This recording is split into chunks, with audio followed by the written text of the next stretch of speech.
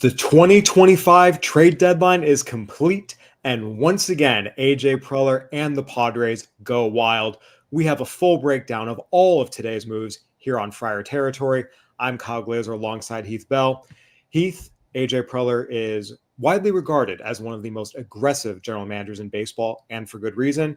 And once again, he went big at the 2025 trade deadline. We will get into all the trades, all the moves that were made, the best, the most questionable. But I want to get into the big picture with you first and foremost. What is your overall assessment of the moves the Padres made today and where it puts them as a team? Well, first of all, I'd have to say, where in my life is good because it's good to be a Padre right now because it shows the front office, AJ, is going all in. Yeah. He's trying to support this team as much as he can, any way he possibly can. But then if you sit down and kind of think about it, you're kind of like, okay, he's going all in because we may not have a huge future in the next couple of years. But, like I was talking to my son earlier, if you win the World Series this year, it doesn't really matter the next couple of years. So I'm just excited that AJ went and did stuff. I didn't think he had much, but he just went, okay, whoever you want, take. And it was 22 guys, so it was like, pretty pandemonium, pretty crazy. And you know who there's one set of people that nobody's thinking about right now. It's all the clubbies in the Padres organization because from the big leagues, guys getting designated, getting sent down, getting sent out to the, getting traded to the minor leagues, they got to pack all that stuff up really quick and get it out of the locker room because somebody else is coming in. And so they got a lot of work, today and tomorrow. Again, a lot of impact players brought into the Padres, really touching every aspect of the team. They brought in Mason Miller, one of the best closers in baseball, to supplement what was already the best bullpen in baseball. They added JP Sears and Nestor Cortes to the starting rotation. They brought in a catcher in Freddy Fermin. They upgraded the bench with Will Wagner. They brought in the two impact bats they needed in Ramon Laureano and Ryan O'Hearn. The Padres really left no stone unturned here at this deadline. And they gave up a lot to do it, and we will get into that later. But I think overall what you take from this is the Padres, they have gone all in. There have been times in previous years where they would make a lot of trades. We talk about 2022, Josh Hader, Juan Soto, where they would trade a lot, but they always kept a few guys back in reserve. And yes, Ethan Stallis is still a Padre, Cash Mayfield is still a Padre, but for all intents and purposes, the Padres cleaned out their farm system in a way they really hadn't done at previous trade deadlines. They see a situation where they're only 3 games back of the Dodgers. The team is playing exceptionally well. Petco Park is full every single night. And we've talked about they've been in that last wild card spot pretty much throughout the year. They made the moves to upgrade their team so that now they're not only a team you're kind of hoping is going to get into the postseason by sneaking into that final wild card spot. Again, I'm not going to sit here and say, oh, they're definitely going to chase down the Dodgers now, but they have significantly increased the likelihood of them doing it. Again, they're only 3 games back, and they just made massive upgrades to their team in every facet, while the Dodgers, they're getting a lot of guys back from injury, but from a trade deadline perspective, really only made minor moves, bringing in Brock Stewart and Alex Call. So, look, this is a Padres team that is not thinking, let's just get to the playoffs. This is a Padres team in front office with the moves today are showing that they are thinking win the division and get to a World Series and potentially win it. And they are in a better position to do that today than they were when we woke up this morning. Yeah, I'll definitely agree there. I mean, you kind of say we don't have a hole at catching and we kind of have some left field, situation guys where we don't need to put Sheets in left field. I think he'll still be out there a little bit or DHing, but you have legit outfielders. He's, kind of like I could play outfield, but I'm more of a first baseman kind of guy. So if you go through this roster right now, and I want to focus in specifically on the pitching side. Okay. This is a pitching staff that already entering today was top 5 in Major League Baseball in ERA, in WHIP, and opponent's average. The bullpen had the lowest ERA of any bullpen in baseball. This was already a playoff caliber and frankly, in some cases, World Series caliber rotation. The Padres kept Dylan Cease and Robert Suarez, 2 standout players who were frankly the subject of a lot of trade discussions, and both were talked about with teams, Cease in particular. Padres opted to keep them. They add Mason Miller. They did subtract some some young depth, Ryan Bergert, Stephen Kolek traded to Kansas City, but they bring in veteran depth, JP Sears and Nestor Cortes. Right now, if you sketch this out, The Padres theoretically have a rotation. They can go Yu Darvish, Dylan Cease, Nick Pivetta, Michael King in any order, with JP Seals and Nestor Cortes, either one being your fifth starter, which is pretty darn solid. You have a bullpen now where you can finish any game with Jeremiah Estrada, Adrian Morejon, Jason Adams, Mason Miller, Robert Suarez. That is a starting rotation and a back of the bullpen. That is absolutely a World Series caliber pitching staff. And Heath, I want to get into this with you starting with the bullpen because you've lived this, having multiple guys with closing experience. Mason Miller is a closer. Robert Suarez is a closer. AJ Preller in his press conference talked about he's going to leave it to Mike Shrill to figure out who he wants to use on what days and what situations. What are your thoughts on just kind of mixing and matching that? If there's going to be any issues in terms of maybe not having a set defined role, how do you see that playing out in reality? See, so it's Miller's a young guy. You kind of say he's still kind of a veteran, but he's kind of been, he's been closing, pitched really well. So the only thing, there's a few things. I'm excited to be a Padre, but there's a few things that I'm worried about. Bullpen is one of them. I'm a big believer in you have your roles in the bullpen. And, there's certain days that your closer, is pitched 3 days or more. So your eighth inning guy moves up and your seventh inning, everybody moves up. Now you have two closers, but you had a great setup man in eight and in seventh inning and eighth inning. Do they get bumped down or where do we go? Because here's the thing, Robert Suarez, if he does really well and Miller struggles the first one, new team, new catching, sometimes it happens. You're just a little nervous. You want to do too much.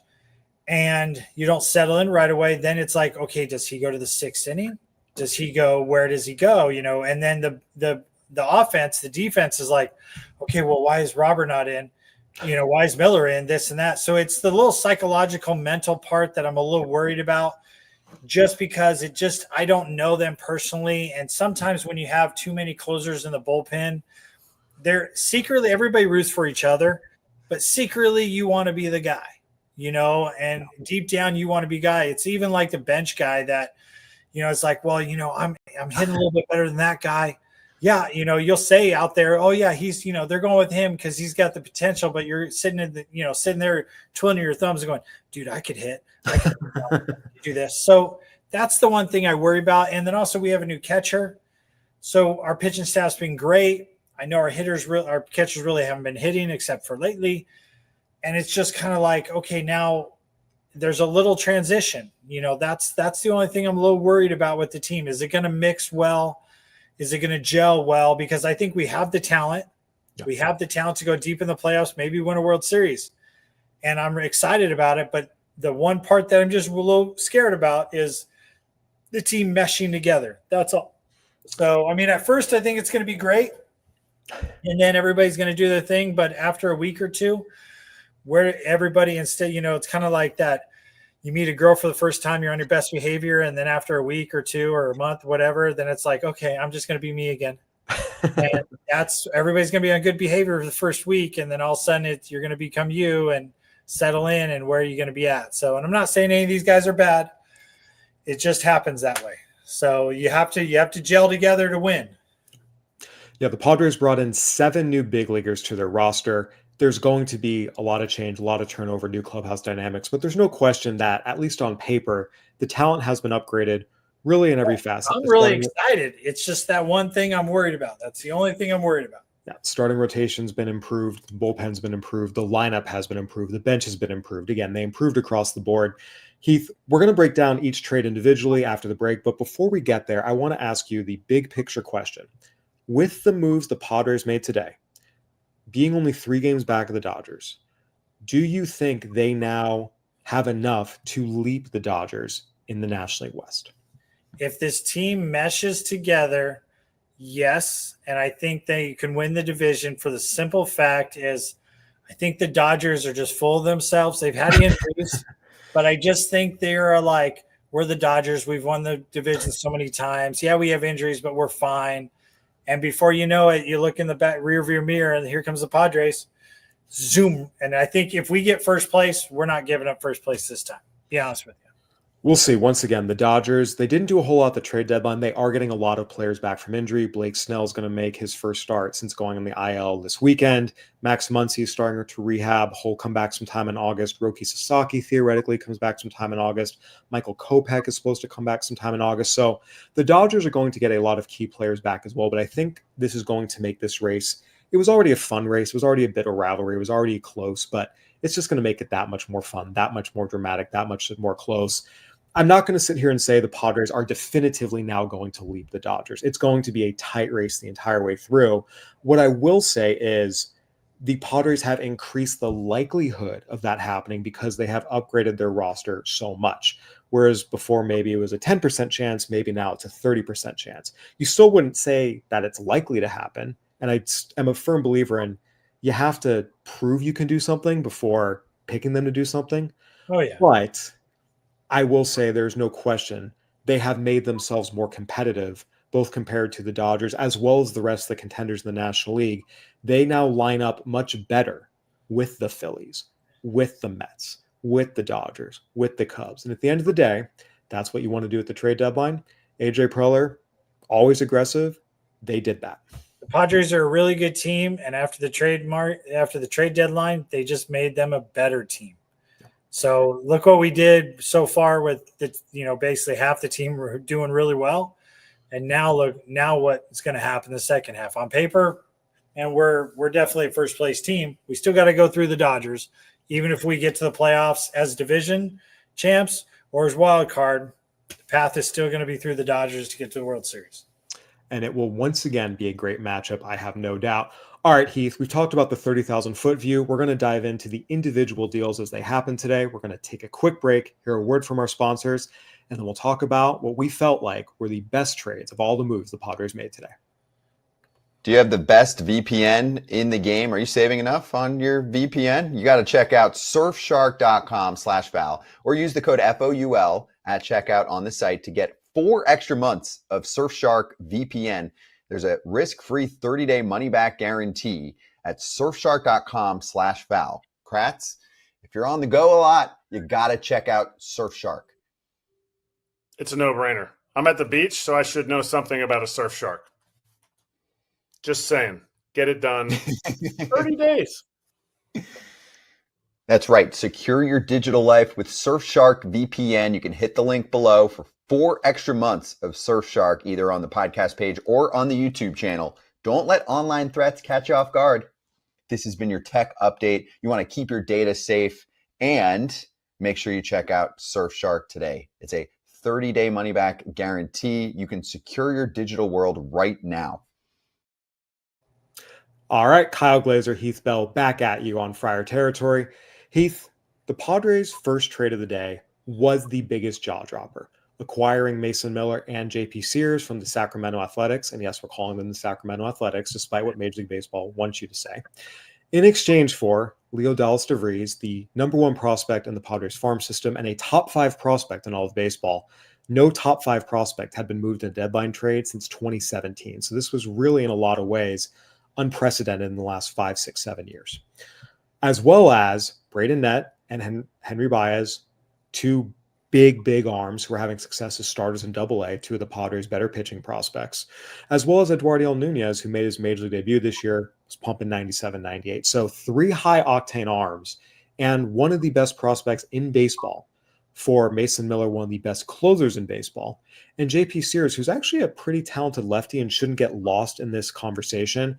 His ERA is up this year, but a lot of that's just because they're pitching in Sacramento, which is a AAA park. His road numbers are actually on par with his career stats. And I do think he is one of these pitchers that if you get him out of a dysfunctional organization into the Padres pitching system, I think we will see him improve. So again, a dynamite closer, a potentially good left-handed starting pitcher, which the Padres didn't really have, for one of the best prospects in baseball and 3 power arms. What was your overall thoughts? What was just your reaction when the trade came through? My reaction was, okay, first of all, I thought we were getting rid of Robert Suarez somewhere. And I was like, okay, well, they probably have a taker for Robert Suarez and they want to get this done first. I don't like Leo seeing him gone. That's my, all the power arms hey, man, go to a different organization, get up to the big leagues quicker. Because back in my day, I was a power arm, but stuck with the Mets organization. And, I feel like pitchers, it sometimes just don't work in that organization. Got to move on.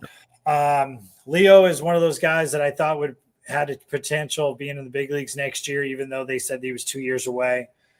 But here's the thing, right? I kind of like this trade. At first I didn't like the trade. I'll be honest. I didn't like it. I'm like, Leo, no, you can't do that. It's kind of like, our future move Bogarts over to first base in a year or two, and there's your shortstop, then your infield stacked. Anyway. And then the more I think about it, okay, we got Miller for what? 4 more years or 5 more years? 4 more years of control after this year. Yes. Yeah. And then Cease is kind of the same thing, has a couple more years. Sears, yeah, he's young lefty.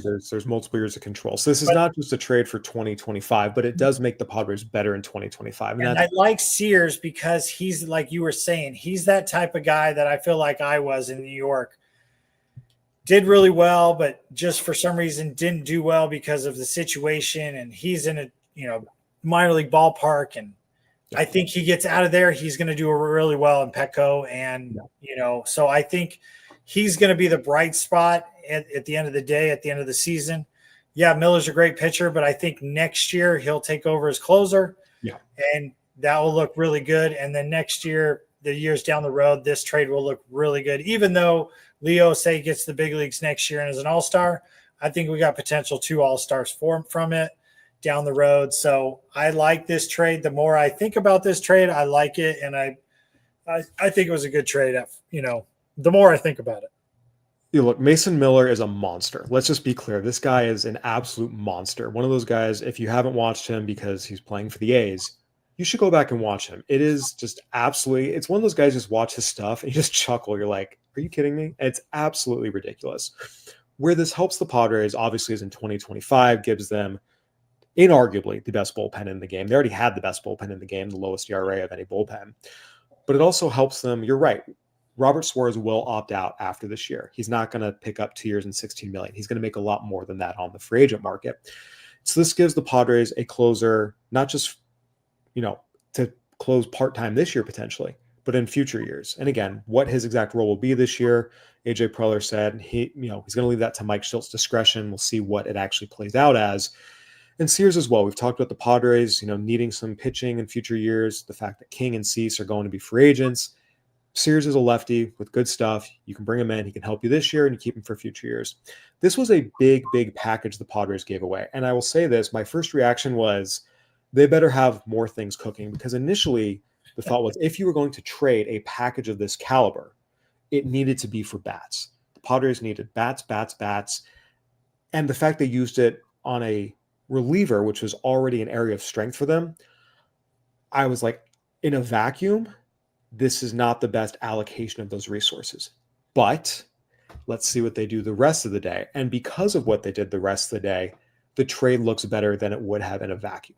I think I agree with you there. I just didn't articulate it as much as you do. But yeah, when it first happened, I was like, no. But I think that was a part of the reason too. But then I was like, okay, we're trading other people. We must be trading other people. So at the end of the day, it looks good because we got some offense. And so the second trade of the day is the one trade I look at. If you were to critique all the trades the Padres made, this is the one that I think you are harshest about. They acquired Freddy Fermin from the Kansas City Royals in exchange for Ryan Bergert and Stephen Kolek. The Padres needed a catcher upgrade, and Freddy Fermin absolutely has hit better than both Elias Diaz and Martin Maldonado have this year. He's also an excellent defensive catcher, both in terms of framing, receiving, and blocking. He also throws out above the league average in terms of caught stealing rate. He's a really good defender, and offensively, he's an upgrade. The issue is he's never been a primary catcher at any point in his career. He's been a backup or a timeshare catcher with Salvador Perez. He also is 30 years old. It's not like this is a young guy with a ton of upside left. He kind of is what he is. And I don't mind acquiring him, but the cost was steep. Ryan Bergert and Stephen Kolek have been excellent and critical parts of the Padres' starting rotation this year, and they are 2 young arms who projected to be in San Diego for years to come. Just to be perfectly frank, I would not have done this trade 1-for-1, Bergert for Fermin or Kolek for Fermin. So the fact they traded both of them, I actually think the Padres gave up a lot more talent than they got in return the logic is with the other trades they made, I do think JP Sears and Nestor Cortes are better potential number 5 and 6 options, or 4 and 5 options, depending on injuries, than Bergert and Kolek were. So again, it's not just about the trade in a vacuum. It's about how it fits as part of the all-day strategy, if you will. But I will say this is the trade that I think has a chance to look the worst for the Padres in future years, even worse than the De Vries trade, just because A-ball prospects, you don't know what's going to happen. At the very least, you're getting one of the best closers in baseball out of this and a solid left-handed starter. There's a real risk Freddy Fermin comes in, falls on his face, and the Padres gave up 2 really good young starting pitchers and didn't get much in return. I think this was, I'm not saying it's the worst trade because we have to see how it plays out. It was far and away the riskiest trade, and the one move that I think probably I don't know if making it was the right thing to do. I personally don't think it was, but we'll see if Freddy Fermin can perform to a level where he makes it look like a good trade. See, here's the thing is this trade I didn't like because who we gave up, but it was the trade that you had to do because you don't have any other catchers. There's nobody else. This is that risky trade, like you were saying, that you needed to do, you didn't want to do, but you had to do something at catching. Yeah. You just had to. And, he's up there in years, so he's mature. But you're just worried, is he going to play, every day or, 70% of the time? But that's the risk that you're going to have to take if you're going all in. And I think that's why he did it. I'm going all in this year, and I need a better catcher. And this is probably the best option I got. And I got to overpay for something that could potentially be better or could be potentially the same, but at least his defense is a little bit better. So he's going to be a little bit better or a lot better. I mean, heck, if he hits 230, is a lot better. So it's just one of those things that it's a low bar to clear. There's no question. It's one of those trades you just had to do, but you didn't want to do. Yeah, I think that's what it is. It's just one of those things I have to do. I just don't want to do it. But if I'm going to try to win, I got to do this, because what we had wasn't working. Although I will say Elias Diaz had a really good week, and Martino Maldonado even had a couple knocks on Wednesday. So they were fighting for their jobs. We'll see what we'll see what move comes next in terms of who gets DFA'd, because you're not going to carry 3 catchers. Heath, that brings us to the move that I thought was actually the biggest, best, and most important move the Padres made this entire deadline. And that was acquiring Ramon Laureano and Ryan O'Hearn from the Baltimore Orioles for 6 prospects, including Boston Bateman, one of their top young left-handed pitching prospects, and 2 of their better position player prospects in Cobb Hightower and Brandon Butterworth. And the reason I say that is this. If the Padres make the Mason Miller JP Sears trade, if they make the Freddy Fermin trade, if they make the Will Wagner trade, and they make the Nestor Cortes trade, if they do all of those trades and don't make this trade, the trade deadline is a complete failure. The Padres would have blown it. This is a team that entered the day 23rd in the majors in runs scored. They've since fallen to 24th with some of the results today. Yes, this offense has shown flashes of being able to score, but they've also shown flashes of they can't score for 2.5 months. The number one thing the Padres had to do above all else was add multiple impact bats to the lineup. And they did that. We've talked about Ramon Laureano ad nauseum. Honestly, the Padres should have acquired him 2 weeks ago. Better late than never. And Ryan O'Hearn, who is one of the more impactful hitters that was on the trade market.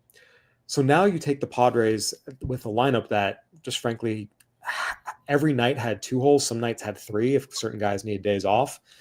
And now you feel like even on a day where someone needs a day off, you have 9 legit everyday caliber bats you can choose from. You really have 10 everyday caliber bats right now among your position player group, and you can pick 9 of them if guys needs a day off, as opposed to before where you had 6 or 7 legit everyday caliber bats, and if someone needed a day off, you were really, really screwed. So this is the move above all the others that is going to make the biggest difference for the Padres. Again, they already had a great bullpen. They already had a great rotation. They needed to upgrade the offense, and this is the move that did that. Yeah, I believe the same thing. This is the trade that made the offense better, even though we needed a catcher. But this is what really it's this. Even if like our catcher's a little bit better, he's getting a hit a game, not 0 a game. I don't need 2 hits, but that trade right there with Baltimore is that made our offense not have so many holes. Correct. You know, you're always going to have one guy that's just not hitting that day. But now you don't know who that guy is. Everybody legitly has a chance to get a couple hits, and the pitching staff isn't going to be like, oh, it's the bottom of the lineup, or it's these guys in the lineup. We're fine. You know, like you said, almost an automatically out. And I'm just saying the last week, our bottom of the lineup hit. We won games and we started hitting and we started scoring. But now legitly, you don't have to go, hey, the bottom of the lineup hit. You know, it's going to be, oh, yeah, we're raking. We're hitting. Or, hey, everybody didn't hit today. Or everybody's hitting today. So it's not going to be talking about that we do have a hole. And I totally agree with you. This is the trade that made the Padres better this year in 25 over all the other trades so far. If we got just this trade, I think we would be sitting here and going, hey, we got better. We definitely got better. The one interesting dynamic to me here is going to be Gavin Sheets and Ryan O'Hearn, simply because they're very similar players. And in some way, they're kind of redundant. O'Hearn, in some ways, is a more productive version of Sheets, primarily a first base DH type. He has played some corner outfield. It's not great out there. And this was one of the questions that AJ Preller addressed in his press conference after the deadline today, was how the Padres are going to play out this dynamic. And what he was saying was they felt like with Sheets and O'Hearn, and of course adding Laureano, they now can give someone a day off every single day. They can rotate who that is and still have 9 legit hitters. And they're going to mix and match. Again, Laureano is going to be the primary left fielder. There will be days where, hey, he can play center, he can play right. If Merrill or Tatis need a day off, you can put Sheets out and left. You can do different things with O'Hearn. If Suarez needs a day off, first base, DH, there's all sorts of combinations you can use. And I think that's what's going to benefit the Padres. They now have more options. They have more viable options in terms of putting quality players on the field and at the DH spot on any given day.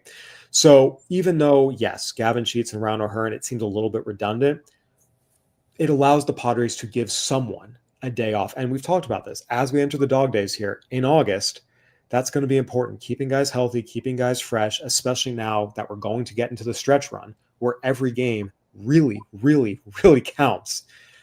I do think it was a forward-thinking move. And again, the other part of this too is Ramon Laureano has a team option next year that you absolutely pick up. So again, it's not just a move that helps them for this year. O'Hearn is a free agent at the end of the year, but Laureano can come back next year. So again, just like we talked about with Miller and Sears and also Freddy Fermin, there's multiple years of control here, or multiple years that they will be in Padres uniforms. And that is an important component of this. Yes, the Padres went all in for this year, but most of these guys will also be here next year. Yeah. So like I said early in the beginning, is the team going to mesh well with, getting a day off here and there, or, let's just say Sheets, rakes, goes 3 for 3. Does he sit for a day or does he play? And then, somebody gets hot, or, so it's going to be, Mike's going to have to do some, mojo in the clubhouse there. It's keeping guys fresh, but keeping guys hot. And that's my only worry with all these trades is, bringing a lot of guys in is how do they mesh and how do we play everybody? And does it work? At first it's always going to work, but does it work in 2 or 3 weeks? Yeah. That's my only concern. But trust me, we're totally a better team. And I'm like, hey, life is good. Padre life is good right now. The one trade that came through at the very end, and just a real quick hit on the Will Wagner, Brandon Valenzuela trade. Will Wagner, son of Hall of Famer Billy Wagner. Again, solid bat, can play a couple different infield spots. Again, just kind of a bench upgrade. Brandon Valenzuela, a nice catching prospect, really good defender, can hit a little bit. It's a lighter bat overall, projects to be a backup catcher. So that's a small bench upgrade. The last trade that has the potential to be a major trade, and I think this in some ways is the sleeper trade, was the acquisition of Nestor Cortes from the Milwaukee Brewers. Nestor Cortes at his best is a very, very, very good left-handed starter. He's missed most of this season. He's been on the injured list. He is expected to come off the IL here in early August. AJ Preller said today that by every measure they looked at, he's healthy. He'll be ready to come back.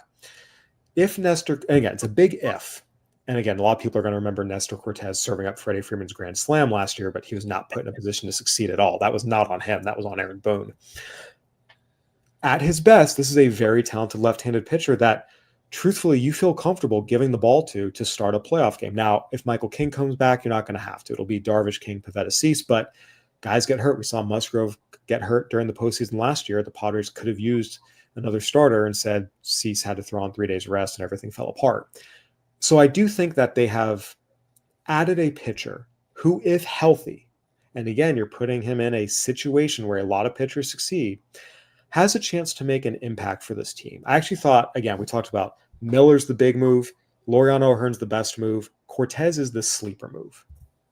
Yeah, I agree there. I actually think the last 3 trades that we did were kind of meant for mostly next year. I think Cortes could help us this year coming off the injured list, especially if he's, strong and healthy. But I kind of felt like those last 3 trades were kind of meant for, next year, because we got some guys going to be in the Padre uniform, like you talked about, for the next couple of years. It's not all these trades are going to be gone next year. So I kind of felt like there were, like sleeper trades, as in, hey, they might work this year, but they're definitely going to work next year. And I like the opportunity Cortes coming back right before the playoffs and in the playoffs. I like how he's left-handed, and I like, even if he doesn't come back this year, he could be one of the main guys next year. So. Well, he's a free agent next year, so again, the Padres would have to re-sign him. But the thing is, he's off injury, so I think he would probably want to come back. It's very, very possible. Again, at the end of the day, he's a veteran pitcher who, at his best, again, it's real stuff. He's pitched in big games. He's pitched in the postseason. Again, most people are going to say he served up Freddie Freeman's grand slam last year, but again, that's not on him, and he's had a lot of excellent showing. So, again, good move overall. Through the pitch. Yes, he did throw the pitch, but Freddie Fermin, man, he was just on fire. And Nestor Cortes should not have been in there to throw the pitch. That's true. Tim Hill should have been in there to throw the pitch, ex-Padre. So, all right, Heath, we're going to take a quick look at our DraftKings player spotlight, and then we're going to talk about some of the players the Padres traded away because, again, they upgraded their Major League roster across the board. But whenever you trade away young prospects, there's always a chance that they come back to hurt you, and the Padres, if you look historically, have a very, very mixed record in terms of prospects traded at the deadline. Before we jump into that, though, it is time for our DraftKings player spotlight.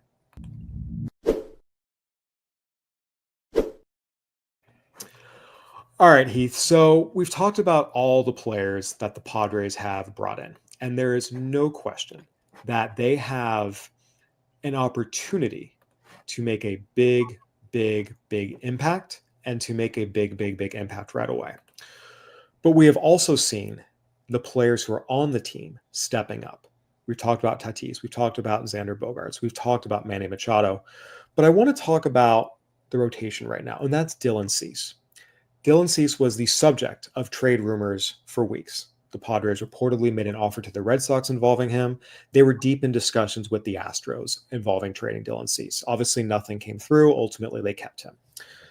Now it's going to be on Dylan Cease to turn things around. He has a 4.79 ERA. We talked about this extensively yesterday. Everyone keeps looking at the peripherals, the strikeout rate, saying it's going to get better, it's going to get better. It's not getting better. It's getting worse. He has a 5.70 ERA over the last 6 weeks. He has one quality start in the last 6 weeks. His FIP is getting worse. If you like underlying metrics, the Padres need the best version of Dylan Cease in order to have this vicious postseason rotation, potentially, of Darvish, Pivetta, King, and Cease. When you look at what has gone wrong for Dylan Cease this year and what he needs to do, what is your diagnosis? My diagnosis, he's hitting too much of the plate, and I feel like I don't want to say it, but I'm going to say it is I feel like he's trying to strike too many people out. He's not trying to get them to roll over or get them to pop up, make bad contact. I feel like he's trying to throw it by guys, and when you do that, you leave it over the middle too much, and that's when he gets hit. But occasionally they swing and miss, and you get those strikeouts. And I feel like let your 7 guys behind you play. Let your team play and let your defense work. Yes. Yeah. So that's my take on it. I don't know if he's doing that, but that's me just watching. I feel like he's trying to strike guys out, where get him out 3 or less pitches. Focus on that. Nothing else. 3 or less pitches. And if you strike a guy out in 3 pitches, great. Hit or sucks. But, it's 3 or less pitches. Just go out there and, and I feel like that's what he's doing. He's trying to strike everybody out, and he's getting too much of the plate, and it happens. So what we've seen with Dylan Cease is he's been a slider first pitcher this year. He's pitching off of his slider. And yes, his slider is his best swing and miss pitch. But we see this, again, no pitches in a vacuum. When you start pitching off your secondaries and you don't establish your fastball, you're going to start getting into deeper counts. Again, the slider, you're going to miss more with it. And we've seen that with him. And again, that's where you see 102 pitches to get through 4 2/3 innings, 95 pitches to get through 5 innings. He's gone so slider heavy that, again, he's going deep into counts.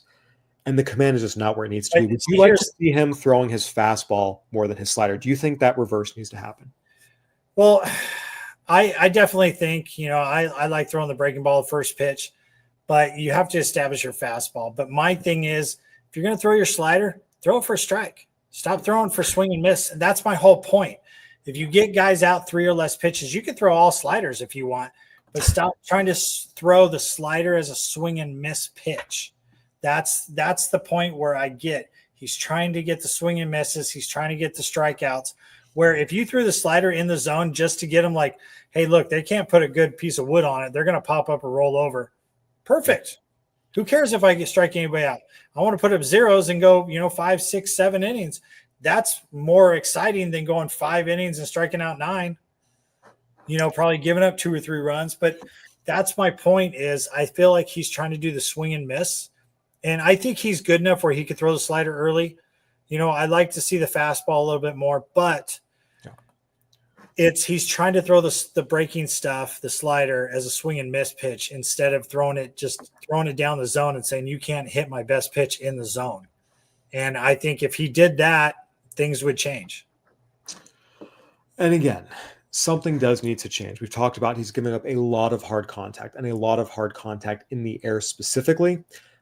We also see deep pitch counts.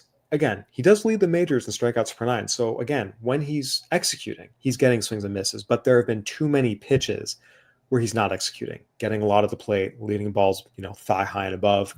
We'll see if he's able to turn it around. All right, Heath. So with that, I'm going to go ahead and move into our DK pick 6. Again, we are going to look at 2 potential over-unders for the Padres in their series opener against the St. Louis Cardinals coming up here in a few days. I got to get the background up. It's up in the wrong place. My apologies. All right. So Nick Pivetta is going to be going on the mound for the Padres in the opener against the Cardinals. 5.5 strikeouts is the line. Do you like him to go above or below that? I'm so bad at this. I actually tried this midseason. I suck. I'm going to say he's with the Cardinals. Gosh, I'm going to say he's going above because Cardinals made some trades and they're probably going to bring some guys up and say, hey, let's just see what happens. Yeah, again, the Cardinals, there are some good hitters in the lineup, but Nick Pivetta has just pitched so well this year and pitched so well at home as well. I'm going over on the 5.5 strikeouts. In terms of hits, I'm going Fernando Tatis Jr. over. Again, he has been red hot. We talked so much about his struggles, but right now with a line of 0.5 hits over under, I'm going to take the over on Fernando Tatis Jr.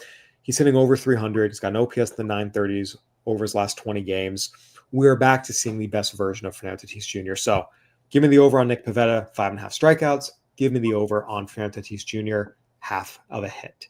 Where are you on that? With Tatis, I feel like he's happy. We made all these trades. He's excited. Dude, the boy's going to rake. I really think he's going to carry this team for the next couple of weeks. We will see what happens. And this is a great time to remind everyone that nothing beats relaxing on a hot summer day watching baseball. And the simplest way to get in on the action is to download the Pick 6 app from DraftKings. It's crazy simple, like Heath and I just did. Just pick more or less on the stats for 2 or more of your favorite players, and boom, you are in the mix for some big cash prizes. Nail your picks and you're heating up. Pick 6 brings upside with payouts up to 500 times. Pick 6 from DraftKings is the most fun way to play fantasy sports. Download the DraftKings Pick 6 app now and use code FOUL. That's code FOUL for new customers to get a special sign-up offer. Better payouts, bigger wins, only with Pick 6 from DraftKings. The crown is yours. Gambling problem? Call 1-800-GAMBLER. Help is available for problem gambling. Call 888-789-7777 or visit ccpg.org in Connecticut. Must be 18 and over. Age and eligibility restrictions vary by jurisdiction. Pick 6 not available everywhere, including New York and Ontario. Void where prohibited. For additional terms and responsible gaming resources, see pick6.draftkings.com/promos. All right, welcome back to Friar Territory. Let me go ahead and get this off of there. All right, there we go. All right, Heath. So we've talked a lot about the players the Padres acquired. But again, in order to get good players, you have to trade good players. And to be clear, the Padres traded away a lot of very talented prospects. Leodalis De Vries, one of the top prospects in baseball. And the reason why, left-hand hitting shortstop with a really advanced feel for the strike zone, makes hard contact. He's actually getting faster. His sprint speeds have increased this year. He's got the athleticism. He's got the actions for shortstop. Still some developmental things, footwork, lower half mechanics, but that comes with development. He has a chance to be a stud. Boston Bateman in the Orioles trade, big 6'8" lefty, 94-95, great curveball. Talked about Braden Nett and Henry Baez, two guys who throw upper 90s with legit secondaries, having success as starters in Double-A, guys who projected to help the Padres as soon as next year, potentially even end of this year. We talked about Ryan Berger and Stephen Kolek, how valuable they've been to the club in terms of starting depth. The Padres did give up a lot of talent here. We talked about this farm system. It wasn't a great farm system. It wasn't a terrible farm system. What they had was a lot of impact arms, and they traded away almost all of those impact arms. Yeah, and honestly, I just got to say good luck, boys. Here's the thing. We had a couple guys in the big leagues that were helping out, and you were excited. We're bummed to see, them go. But the guys in the minor leagues, they're not big league ready. They're kind of stuck because big leagues have, guys in that position. And trust me, I totally get that. So all those guys that got traded, I hope you're in the big leagues this year or next year. I hope you kill it. It's going to suck if you come back and bite us in the ass, but you know what? That's why you're going all in. That's why let me put it this way. Padre fans, get a poll out there. If we win the World Series and next year we find out 6 or 7 of the guys are studs and all of them go to the All-Star game, are you going to be really sad? I'm going to say no, because you won the World Series. Now, if we don't do well in the playoffs, yeah, next year is going to suck when they come and bite us in the butt. But you got to go all in. And they're in the minor leagues. That's why they're there, to trade away for big league guys. And I think the Padres did it out of any other team in the playoffs. I mean, in the trademark this year, did the best because they went after and their team on paper got better, and they just didn't fill one hole. They filled all the holes they needed and added some more to the bullpen and rotation that was already stellar. So I think the team just moved up way better. And that's why I say the minor league guys, man, good luck. And I wish you the best and come back and bite the Padres in the butt. But just remember, we're the ones that gave you that opportunity to trade you. So if we didn't trade you, you'd probably still be in the farm system with the Padres. I will say this. I do expect Ryan Berger and Stephen Kolek to go to Kansas City and have they're going to dominate. But like ex-Padres Seth Lugo and Michael Walker did. Went to Kansas City, continued to be excellent. I firmly expect that from Kolek. They're going to dominate. I hate to see them go, but I do expect De Vries to be a very good player. I do expect Boston Bateman to be a very good player. And realistically, one or two of the other guys who maybe aren't the main dudes, one or two of them always pops up and has some sort of major league career. Is it Brandon Valenzuela being a backup catcher? Cobb Hightower has all the baseline skills to hit. He was hurt. He's still figuring it out, but he has a chance to be a good player. But once again, the Padres improved their team, importantly, not just for this year, but for next year as well, and in some cases, years beyond, which brings me to a point you made, and I want to ask you this directly. Is it now World Series or bust? Do you think that anything short of winning a World Series, given the moves they made today, would constitute a failure on the Padres' part? Oh, yeah, definitely. To get to the World Series, I wouldn't say win the World Series, but you got to get there. I mean, with the team we have now, it's win the World Series or this year sucked.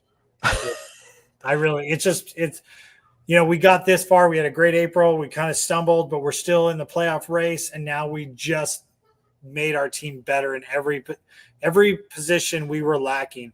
We got better, except for the farm system, people getting hurt and bringing them up. But we never had that all season anyway. So that's the part where I'm like, oh, we're going all in. At the end of the day, I was talking to my son, we're going all in. AJ was like, we're winning the World Series or I'm getting fired. That's literally what I told him. So I really think that's what it is. It's World Series or bust. It really is. Because next year's team, even though the guys that we think are coming back, they're going to, everybody wants to win the World Series, but this team has a legitimate chance with everybody on it to win now and not next year. Next year is going to be like playoffs. Yeah, maybe let's do some. But this year is World Series or nothing. I'm not going to go that far. So I have always believed, and I still if you make it to the Final Four in anything, you have nothing to be ashamed of. Whether that's, Final Four in the NCAA tournament, conference championship games in the NFL, league championship series in Major League Baseball. Because once you get to that point, it's the best of the best. Someone's going to win, someone's going to lose. And truthfully, when you're playing that caliber of teams, the margins are so thin. There's no shame. Again, obviously you want to get to the World Series, but I wouldn't. All I got to say is Buffalo Bills. Yes, that's painful. You don't want to do it 4 years in a row. No question. Losing the Super Bowl. And lately, Josh Allen can't get there. There's no question. There's a point where it starts to get old. I will say from the Padres' perspective, if they, again, let's say beat the Dodgers in the NLDS again, get to the NLCS, and unfortunately fall short, I would not say the season was a failure by any stretch. Of course you want to get to the World Series. Of course you want to win the World Series. And that would make it the best, sweetest victory of all. And that is something the Padres have put themselves in positions to do. But again, if the Padres take the Phillies to 7 games in the NLCS or the Mets to 7 games in the NLCS and they fall a little short to a great team, I wouldn't consider that a failure. So that's how I view it. That said, the bar has been raised. We talked all year about the way this Padres team was constructed. Their ceiling was the final wild card seed in the National League. And we saw that. That's where they stood for mostly the entire season. That 6th spot, and they fell out of it a little bit. Now, the bar has been raised. Now this is a team that has a chance to win the National League West. And this is a team that has enough talent to be the 4 seed or the 5 seed if they stay in wild card position. So I will say that this is a better team, again, than they were when we woke up this morning. The bar has been raised. And look, all this is on paper, right? Everything we're talking about is on paper. Now it's on the players to go out and execute. We'll see if they're able to do it. Still, I think it's World Series or nothing. That's pretty much, I think all the fans are saying right now, it's World Series. We're going all in. This is the year. And if we don't get there, it sucked. I think in the offseason we'll go, it was a good year. It was a good year. But really the first month or two, it's going to be like it sucked. So. All right, Heath, I want to finish off with one question that I think is something on the minds of most Padres, and most Padres fans, and you are able to bring insight into this. Again, when asked what the dynamic would be with not Heath Miller, that's an old tight end, Mason Miller and Robert Suarez, who'd be closing games. And it's important to know AJ Preller did not state Robert Suarez as our closer. What he said was, he'll leave that up to Mike Schilt. They'll mix and match. And maybe Mike Schilt will come out tomorrow and say, Robert Suarez is our closer. But as of right now, we're going to see what happens. Who would you have more confidence in closing games for the Padres? Say it's must-win game. Both are healthy and rested. Who do you want closing? Right now, I'm going to say Robert Suarez, but Robert last year got into a funk with not throwing his changeup. That's where I think Miller comes in. And if he pitches really well, I'm saying, hey, we got 2 great guys. We could have closer one night, closer the next night. But it's how they're going to mesh. It's really, I think Robert's thinking, don't worry about it. Miller will probably set me up. It'll be great. I think Miller will be great in having a closer come in the 6th inning or the 7th inning. If he can get his mind right, will be awesome because those hitters will be like, crap, I got to face this. So I really think that'll be a great dynamic. And I see it's going to be interesting to see what Mike does, really. But I really think AJ didn't want to make the decision and just went, it's up to Mike. Look, this is a great problem to have, right? Which guy capable of pumping 102 do you want closing out games for you? This is a really good problem to have. So I just think it's going to be okay. Here's the thing: when the main, if 3, 4, and 5 are coming up in the 7th, that's when you put Miller in, and you keep Robert back there. So it's going to be how they dictate. And I think Miller's still young enough where he's not a veteran closer. I think he'll be okay with that, and he'll be that main guy that faced those main guys right before. And I don't think Adams are going to be upset or anybody else. So. Yeah, I do go Suarez, and the simple reason is the control. Suarez is walking almost 2 fewer batters per 9. Suarez's walks per 9 is 2.4. Mason Miller's is 4.2. Miller also has a higher ERA. So as good as Mason Miller is, and as explosive and absolutely ridiculous as his stuff is, game on the line, you want the guy you feel a little more comfortable won't walk batters, and Suarez has been better this year, even though he had a rocky week here. And here, so everybody knows Robert. Everybody knows he's our guy. So you don't just switch our guy because we got a guy that's a little bit better. Where I think he's still our guy. We just got better as a team. That's where, when I said, when you're in defense and this guy's coming out, game's over. Yeah. I mean, you could ask Mike Cameron or anybody. They just know. When your closer comes in the game, even if he's struggling, you're like, dude, he's coming in. And when you have a guy just coming in, and you might be like 1 run down, you're like, you're bringing in this guy? So it's a mental thing. And baseball's a mental game. It's a mental game. So I think Suarez is going to stay our closer. Even if he struggles a little bit, he's going to be our closer. And we got to get him to keep throwing a changeup. That's all. And again, if he needs a night off, if he goes through a funk, the fact you can now turn to Mason Miller is a really, really good option. It's almost like, Trevor Hoffman and me when I was setting up and Trevor needed a day off and I came in and shut it down. But, hey, Trevor was our guy. I wasn't trying to take over him, wasn't trying to do anything. I was like, when he's ready to go, I'll take over. And it's just that respect thing. So if Miller has that for Robert, I think it would be just fine. And then when Trevor left, you became a 3-time All-Star closer. So exactly. The Padres, that's the outcome they hope. Robert Suarez opts out. Mason Miller takes over, becomes a 3-time All-Star closer. So there you have it, folks. Mason Miller, Heath Bell is the outcome we're all hoping for. Hopefully. We'll see how it all shakes out. Heath, it's been a wild day. This has been a lot of fun. Final thoughts as we wrap up this special live trade deadline edition of Friar Territory. Life is good to be a Padre right now. That's all I got to say. Life is good. There's no question about it. I will be covering the Padres series against the Cardinals starting tomorrow at Petco Park. So we will see what the vibes are like, what the excitement is like, when the new players are coming in. It's certainly going to be a great, great atmosphere at Petco Park. It always is. And especially against a team like the Cardinals, who have a lot of history, a lot of talent, and it's always a great series with them. Now you add the extra excitement of bringing in all these new players, both in the clubhouse and the stands. It should be wild at Petco Park. I will be there covering it. Make sure and follow along. And then we will have more here on Friar Territory with more trade deadline reactions and breakdown into the next week. For Heath Bell, I am Kyle Glaser. Thank you for watching and listening to our special trade deadline edition of Friar Territory. We will see you all later down the road. See ya.